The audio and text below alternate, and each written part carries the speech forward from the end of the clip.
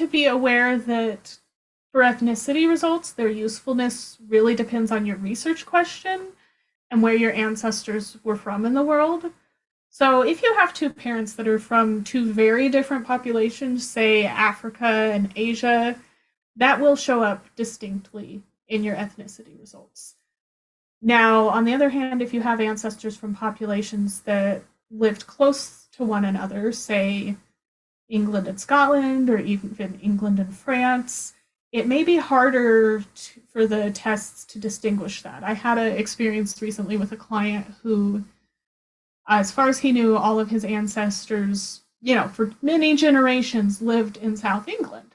And when he tested, one of the testing companies said he was about a third French. And so he started wondering, is my tree wrong? Is one of my grandparents not who I thought they were?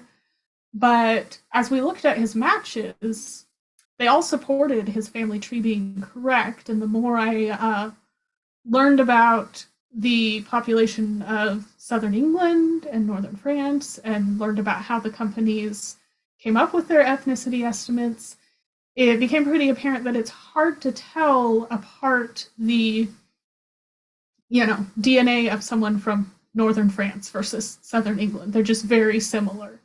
And so that is something to take into consideration if you see some ethnicity results that aren't quite what you expect. Another thing to be aware of with ethnicity results is because of the way DNA is inherited, after you get past about 6 or 7 generations, there are certain ancestors that you're just not going to inherit very much DNA from because of the way recombination works. And so if you're trying to prove an ancestor 8 generations back from you was, say, French or Native American or something, it just may not show up in your results. It can sometimes disappear even sooner. So my great-grandmother's 100% Portuguese. Her parents were immigrants from the Madeiras.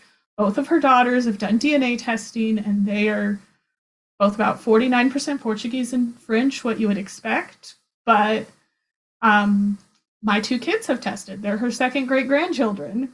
One of them has 0% Portuguese, and one only has 3% Portuguese in their ethnicity predictions, even though on paper they're about 6%. And so it just really kind of varies what you end up with from your specific ancestors.